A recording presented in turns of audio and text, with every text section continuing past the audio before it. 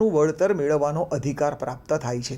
Again આપના screen ઉપર ચોથો સિદ્ધાંત કે જો આવી કોઈ અકસ્માત થાય અને મેજર લોસ થાય, માનો કે એક વાહનનો વીમો લેવામાં આવ્યો છે અને એ વાહનને સામાન્ય પ્રકારનું નુકસાન થાય તો વીમા કંપની એ નુકસાન સામે વળતર આપશે। માનો કે હેડલાઇટ તૂટી ગઈ વીમાની, મોટરકારની, તો વીમા કંપનીએ મોટરકારની હેડલાઇટ રિપેર કરવા માટેનો કે નવી નાખવા માટેનો ખર્ચ આપશે।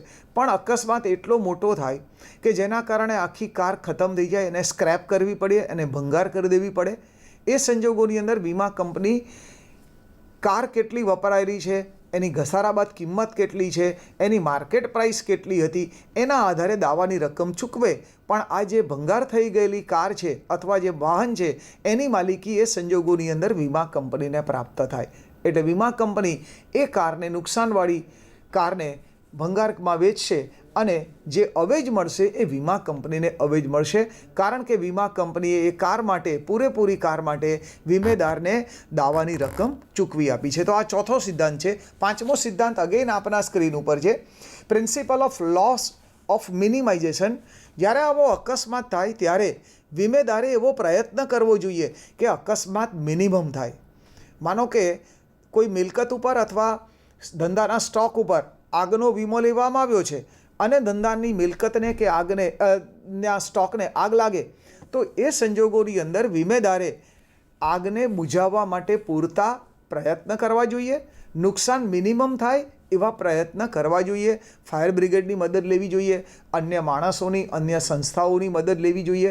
તાત્કાલિક જે કંઈ કરી શકાતું હોય એ એણે કરીને નુકસાનની રકમ મિનિમમ થાય એવા એણે ઓનેસ્ટ, નિષ્ઠાપૂર્વક પ્રયત્ન કરવા જોઈએ। એ પણ એની પાછળ જોડાયેલો એક સિદ્ધાંત છે। અગેન આપણા સ્ક્રીન ઉપર principal of nearest cause, more than one cause in succession to another. કોઈ એક ઘટના બને અને એના કારણે કોઈ બીજી ઘટના પણ બની શકે। માનો કે એવું બને કે કોઈ વ્યક્તિને અકસ્માત થાય, એ વ્યક્તિ નબળી માનસિકતા ધરાવતો હોય, તો અકસ્માત થાય તો એના કારણે એને ઘણી વખત એવું જોવામાં આવ્યું છે કે એને હાર્ટ એટેક આવ્યો હોય। તો હાર્ટ એટેક આવવાનું કારણ એ કુદરતી પરિબળ અથવા જે અકસ્માત થયો તો એ હતું, એની શારીરિક પરિસ્થિતિ નહોતી। તો એક ઘટના બને પછી એના આઉટકમ તરીકે બીજી ઘટના પણ બની શકે।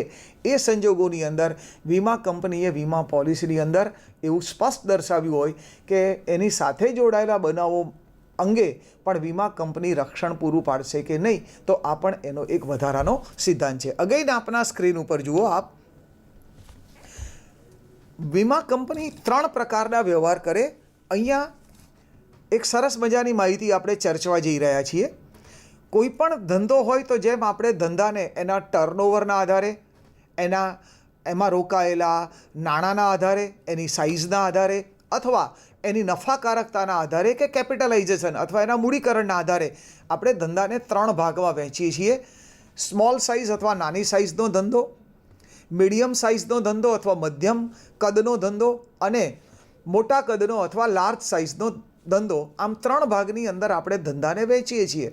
એ જ રીતે વીમા કંપનીને પણ ત્રણ ભાગમાં વહેંચવામાં આવે છે, નાની સાઇઝની વીમા કંપની, મધ્યમ કદની વીમા કંપની અને મોટા કદની વીમા કંપની।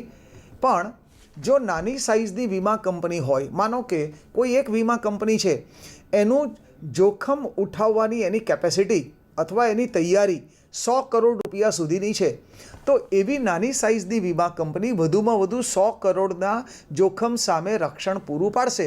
પણ કોઈ ગ્રાહક એની પાસે આવે અને એ ગ્રાહક એને 200 કરોડ રૂપિયાના જોખમ સામે રક્ષણ પૂરું પાડવા માટેની પ્રપોઝલ આપે, તો આવી નાની વીમા કંપની પોતાની મર્યાદા કરતાં પણ વધુ જોખમ સામે રક્ષણ પૂરું પાડશે।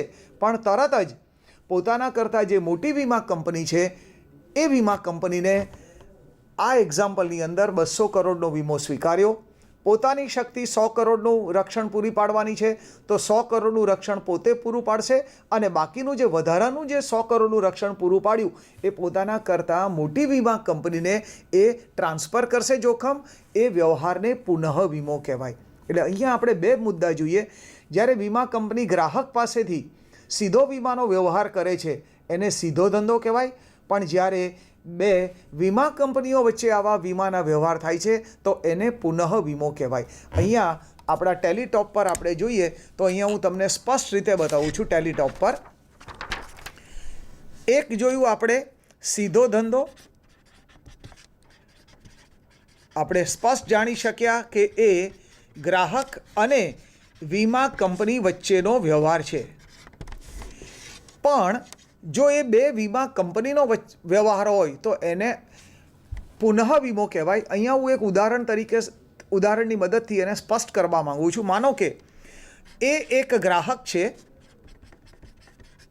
અને બી એ મધ્યમ કક્ષાની વીમા કંપની છે, મધ્યમ કદની વીમા કંપની છે, જેની 100 કરોડ રૂપિયાનું જોખમ ઉઠાવવાની શક્તિ છે. અ નામનો ગ્રાહક 250 કરોડ રૂપિયાનો વીમો બી નામની મધ્યમ કદની વીમા કંપની પાસેથી લે છે. તો વીમા કંપની ગ્રાહક પાસેથી 250 કરોડ રૂપિયાનું જોખમ સ્વીકારશે. અ અને બ વચ્ચે જે આ વ્યવહાર થયો એને સીધો ધંધો કહેવાય. બ નામની વીમા કંપનીને અ નામના ગ્રાહક પાસેથી પ્રીમિયમની આવક મળશે, એને સીધા ધંધાનું પ્રીમિયમ કહેવાય. પણ બ વીમા કંપનીની જોખમ ઉઠાવવાની શક્તિ 100 કરોડની છે. એમણે 250 કરોડ રૂપિયાનું જોખમ ઉઠાવ્યું. એ પૈકી એ 100 કરોડ રૂપિયાનું જોખમ પોતાની પાસે રાખશે અને બાકીનું 150 કરોડ રૂપિયાનું જોખમ પોતાના કરતાં મોટી વીમા કંપની હોય, માનો કે સી કંપની છે જે બી કંપની કરતાં લાર્જ સાઇઝની છે અથવા મોટા કદની છે, એમ આ બી કંપની 150 કરોડ રૂપિયાનો વીમો સી કંપનીને સોંપશે.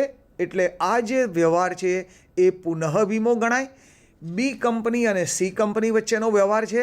બી કંપની પુનઃ વીમો આપનાર કંપની કહેવાય અને સી કંપની એ પુનઃ વીમો સ્વીકારનાર કંપની કહેવાય. એટલે અગેઇન મુખ્યત્વે બે ભાગ હોય ધંધાના.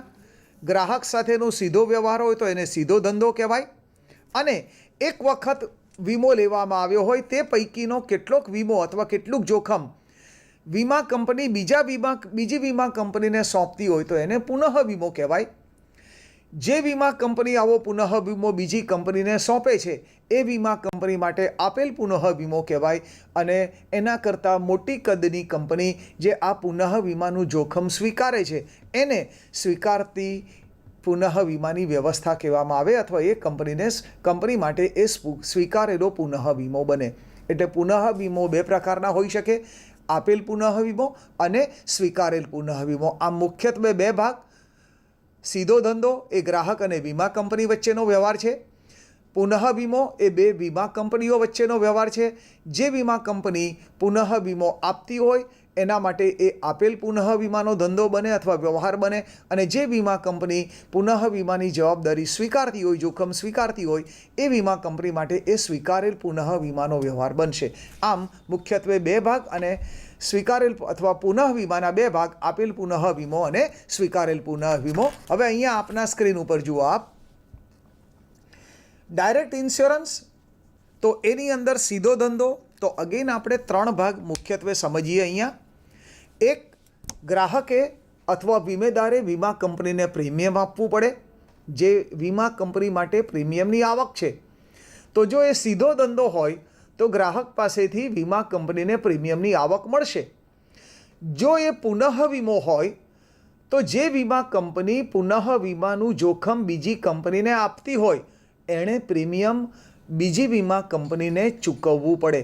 એટલે આપેલ પુનઃ વીમાનું પ્રીમિયમ એ વીમા કંપની માટે ખર્ચ બને અને જે વીમા કંપની આવું પુનઃ વીમાનું જોખમ સ્વીકારતી હોય એમને પ્રીમિયમની આવક મળે. એટલે સ્વીકારેલ પુનઃ વીમાનું પ્રીમિયમ એ વીમા કંપની માટે આવક બને. આઈ રિપીટ, પ્રીમિયમ એ સીધા ધંધાનું પ્રીમિયમ વીમા કંપની માટે આવક છે. એ જ રીતે જોખમ પુનઃ વીમાનું સ્વીકારે તો પણ એને એ વીમા કંપનીને પ્રીમિયમની આવક મળવાની છે. માટે સ્વીકારેલ પુનઃ વીમાનું પ્રીમિયમ એ પણ વીમા કંપની માટે આવક બનવાની છે.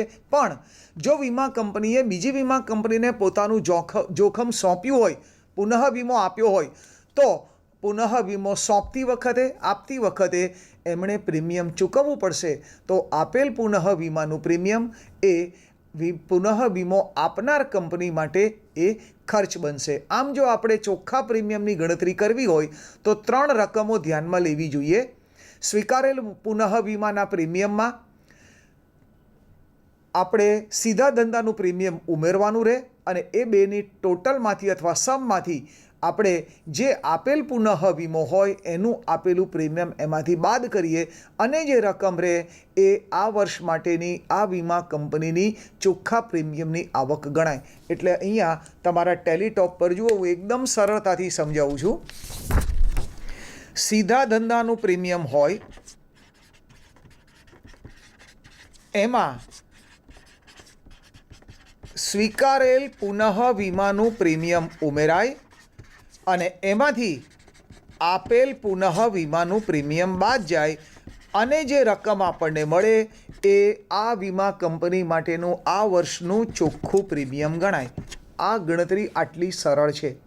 પણ બીજો મુદ્દો એ પણ જાણવો જોઈએ આપણે કે વીમા કંપની માટે પ્રીમિયમ એ મહત્ત્વની અને સૌથી મોટી મહેસૂલી આવક છે.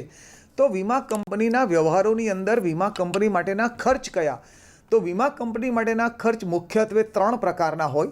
એક, જ્યારે વીમેદારને અકસ્માત સામે વળતર આપવાનું થાય, જેને આપણે કહીએ દાવાની રકમ. તો દાવાની રકમ વીમા કંપનીનો ખર્ચ ગણાય. એ ઉપરાંત વીમા કંપનીને આ જે વીમાની પોલિસી, જે વીમા કંપનીની પ્રોડક્ટ કહેવાય, એ પ્રોડક્ટ ગ્રાહક સુધી અથવા વીમેદાર સુધી પહોંચાડવા માટે કે એને વેચવા માટે જે એજન્ટ્સ રાખ્યા હોય એ એજન્ટની સેવા વીમા કંપની મેળવે છે. માટે વીમા કંપનીએ આવા એજન્ટને કમિશન આપવું પડે. એ એજન્ટ્સનું કમિશન પણ વીમા કંપની માટે ખર્ચ ગણાય. અને ત્રીજો મુદ્દો, આ વીમાના ધંધાનું સંચાલન અને વહીવટ કરવા માટે જે સંચાલન ખર્ચ થાય એ વીમા કંપનીનો ખર્ચ ગણાય. આમ વીમા કંપનીના મુખ્યત્વે 3 ખર્ચાઓ હોય. અહીંયા અગેન તમારા ટેલી ટોપ પર જુઓ, મુખ્યત્વે 3 ખર્ચાઓ હોય. સૌથી મોટો ખર્ચ એ દાવાની રકમ હોય. બીજો ખર્ચ હોય એજન્ટને આપવામાં આવતું કમિશન હોય. અને ત્રીજો ખર્ચ હોય સંચાલન અથવા વહીવટી ખર્ચાઓ હોય. આમ વીમા કંપનીના 3 પ્રકારના ખર્ચાઓ હોઈ શકે. પણ અગેન જેમ આપણે જોયું કે વીમા કંપની 3 પ્રકારના ધંધા કરે, સીધો ધંધો પણ કરે, સ્વીકારેલ પુનઃ વીમાનો ધંધો પણ કરે અને આપેલ પુનઃ વીમાનો પણ ધંધો કરી શકે.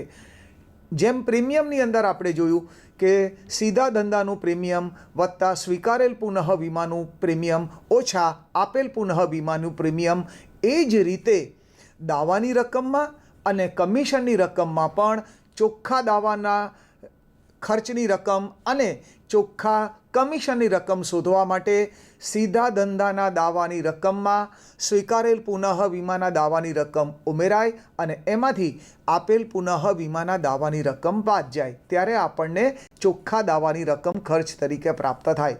એ જ રીતે ચોખ્ખું કમિશન પણ જો આપણે શોધવું હોય તો સીધા ધંધા ઉપર આપેલું એજન્ટોને કમિશન વત્તા સ્વીકારેલ પુનઃ વીમા ઉપર આપણે આપેલું કમિશન, એમાંથી આપેલ પુનઃ વીમાનું કમિશન આપણે બાદ કરીએ ત્યારે આપણને ચોખ્ખા કમિશનની રકમ પ્રાપ્ત થશે. એટલે અહીંયા અગેન તમારા ટેબલ ટોપ પર જુઓ, જેમ આપણે પ્રીમિયમની રકમ જોઈ એ જ સીધી ગણતરી કરીને આપણે દાવાની રકમ પણ શોધી શકીએ અને આપણે એજન્ટના કમિશનની રકમ પણ શોધી શકીએ.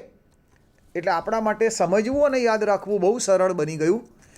પ્રીમિયમ નામની આવક હોય, દાવાની રકમ અને એજન્ટના કમિશન નામના ખર્ચ હોય. 3 વ્યવહારોની અંદર સીધા ધંધાની રકમમાં સ્વીકારેલ પુનઃ વીમાની રકમ ઉમેરાય અને એમાંથી આપેલ પુનઃ વીમાની રકમ બાદ જાય. અગેન જુઓ તમારા ટેલી ટોપ પર, બહુ સરળતાથી સમજવાનું અને યાદ રાખવાનું બિલકુલ સરળ છે. સીધા ધંધાનું પ્રીમિયમ આપણને પ્રાપ્ત થશે. એ જ રીતે સ્વીકારેલ પુનઃ વીમાનું પ્રીમિયમ પણ આપણને પ્રાપ્ત થશે. એ બંને ઉમેરાશે. પણ જો આપણે પુનઃ વીમાની જવાબદારી અન્ય વીમા કંપનીને સોંપી હોય તો આપણે પ્રીમિયમ ચૂકવવું પડે. માટે એ આપણા પ્રીમિયમની આવક ઘટાડે છે, માટે એમાંથી બાદ જશે. 1 + 2 - 3 એ આપણું ચોખ્ખું પ્રીમિયમ બનશે. એ જ રીતે જો દાવાની રકમ શોધવી હોય તો પણ સીધા ધંધા પેટે ચૂકવેલ દાવાની રકમ વત્તા સ્વીકારેલ પુનઃ વીમા પેટે ચૂકવેલ દાવાની રકમ, એમાંથી આપેલ પુનઃ વીમા પેટે વસૂલ આવેલ દાવાની રકમ એમાંથી બાદ કરીએ ત્યારે આપણને આ 3 રકમ પ્લસ માઇનસ કરવાના અંતે આપણને ચોખ્ખા દાવાના ખર્ચની રકમ મળશે. આ જ ગણતરીનો ઉપયોગ કરી આપણે વર્ષ દરમિયાન એજન્ટ્સના કમિશનની પણ ગણતરી કરી શકીએ.